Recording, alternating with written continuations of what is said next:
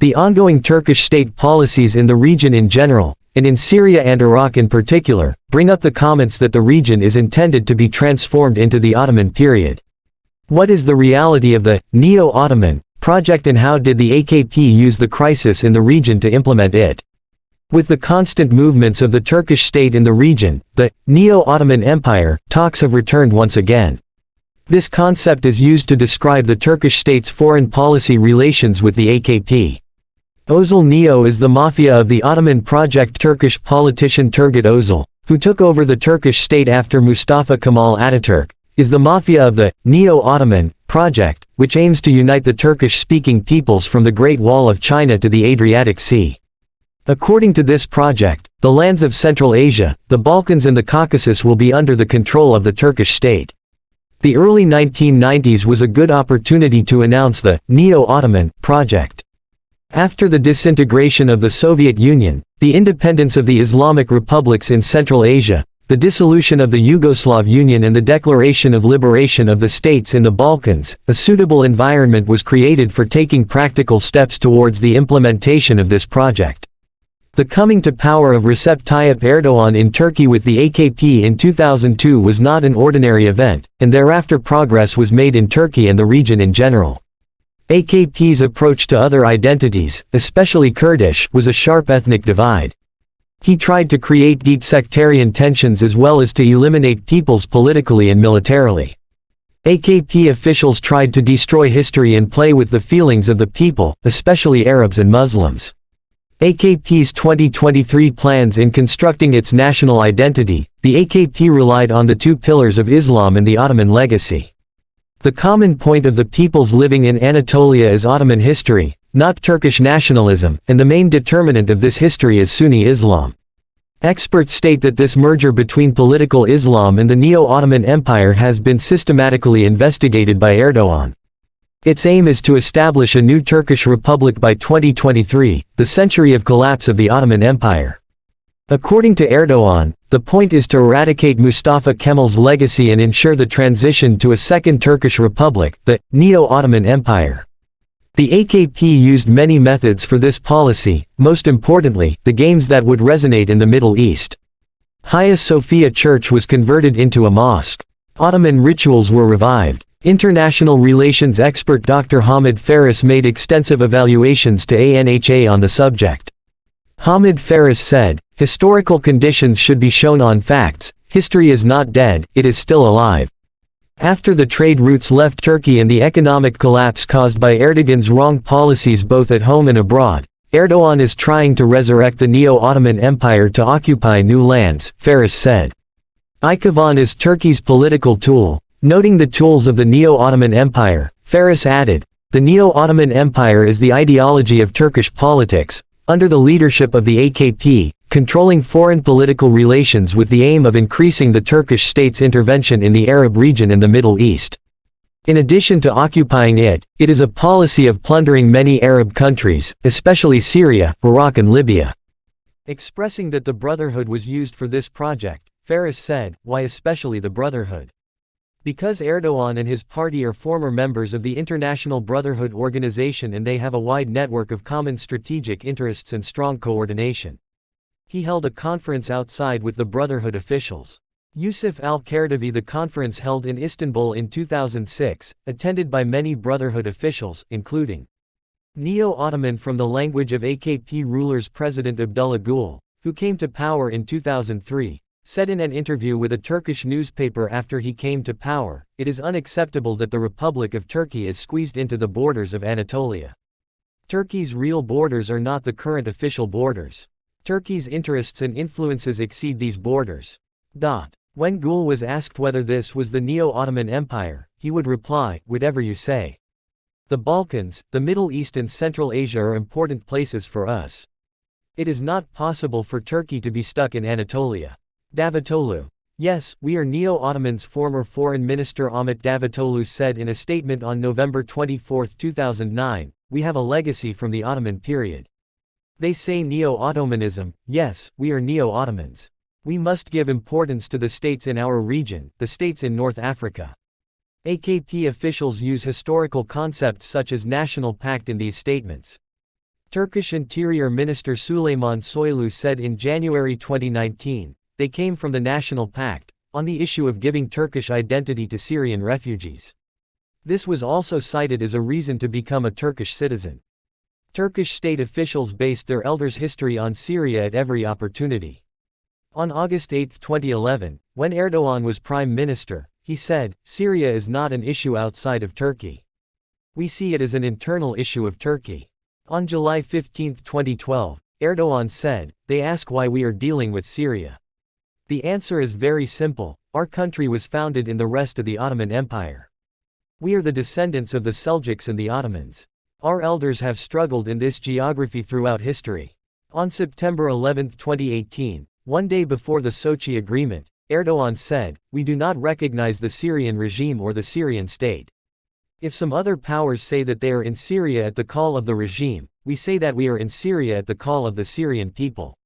Nobody in Idlib is in the US, or he is not waving the Russian flag, he is waving the Turkish flag. One of the Ottomans' goals is Syria. In Syria, the invading Turkish state turned the 2011 Syrian crisis into an opportunity. Supporting extremist groups under the name of the national opposition, they raised the flags and symbols of the Turkish state in the hands of these gangs. The Turkish state launched attacks on Jarablus, Bab and Azaz on August 24, 2016. The choice of this date was not accidental. Coinciding with the date of the Mursitabik War between the Ottoman Sultan Selim I and the leader of the Mamluks, Kansu el-Guri, reveals the connection of the attacks with history. At this date, the Ottomans crossed into eastern Arabia, North Africa and Egypt.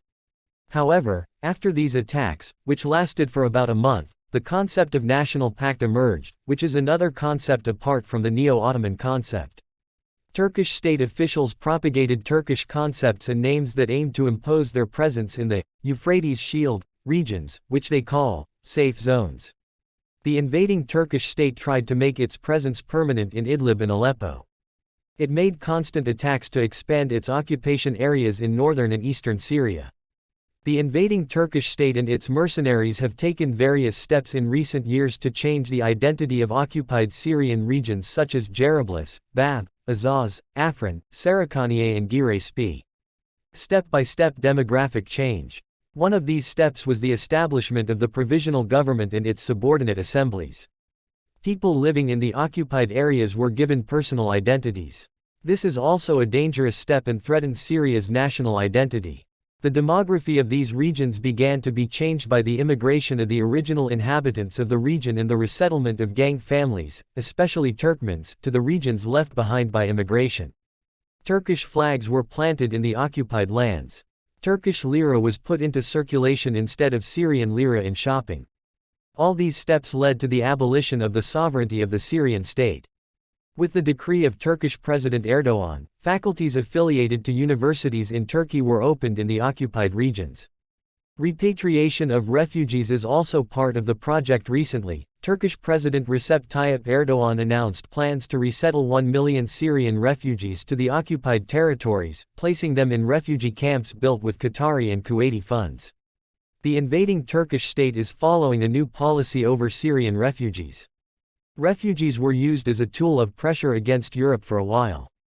Refugees, who were also used as cheap workers in Turkey, have now been turned into a tool to implement demographic change. Commenting on this policy towards Syria, Dr. Hamid Faris said, Erdogan offered Assad to include the Brotherhood in the government in Syria. In return, Erdogan would work against Assad's opponents. Thus, the Syrian revolution would be ended.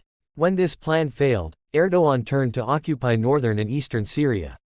His goal was to add more of the Syrian territory to his territory, as he did in 1939, he said.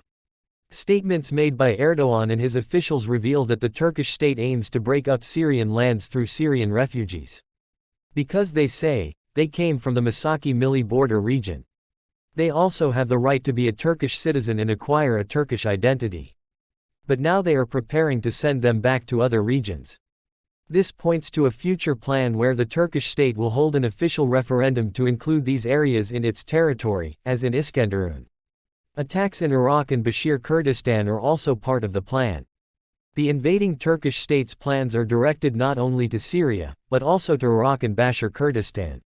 After the Iraqi government did not allow the Turkish state to participate in the operation to liberate northern Mosul from ISIS in October 2016, Erdogan said to Iraq's decision, "They need to read our national pact to understand what Mosul means to us." Erdogan said, "We live in the heart of the events in Syria and Iraq, the new generation should know what the national pact is. We should know this well. If we read and understand the pact well, we will take good responsibility. If we say Mosul is our responsibility, we should be at the table. There is a reason. Unfortunately, they are trying to put us in a vacuum so that we do not protect our borders with the national pact on our western and southern borders. We reject this concept. They have been trying to imprison us in this concept since 1923 in order to make us forget our Seljuk and Ottoman history," he said. In another place, Erdogan said, "We could not defend our national pact. If we want to take a closer look at the developments in Syria and Iraq, we must protect the national pact." The invading Turkish state has expanded its presence in Bashar Kurdistan by building several military bases with the participation of the KDP and is now occupying the region. Libya, Azerbaijan and other regions of the world. Not only in Syria and Iraq, the invading Turkish state tried to expand its sovereignty in the Middle East, Libya and Azerbaijan as well. Turkish presidency spokesperson Ibrahim Kalin said on the 25th of December 2019, "Anyone who knows the history of the modern Turkish state well will understand that Turkey's security begins beyond the borders of the national pact. That's why we care about Libya." In another place, Ibrahim Kalin said, "In the era of globalization, the security of the Turkish nation begins beyond the borders of the national pact. Libya may be far away, but what happens in Libya affects us." International relations expert Hamid Faris said, "Despite the economic crisis that brought Turkey to the brink of bankruptcy, depleted its foreign exchange reserves and caused the Turkish lira to depreciate against the dollar, Turkish President Recep Tayyip Erdogan has no choice but to do this. There is no other way out than to seize neighboring riches. The idea of reviving the Neo-Ottoman Empire imposes its hegemony on Arab wealth, as well as its interests in stealing oil from Iraq and Syria." Dr. Hamid Faris concluded his words as follows, "The Turkish state intervened in Libya to loot its wealth. The purpose of the Libyan intervention is to seize oil and gas revenues, to achieve economic and financial gains, and to get the Turkish state out of the economic crisis. Russia-Ukraine war, corona epidemic, it is one of the crises that the Turkish state has turned into an opportunity.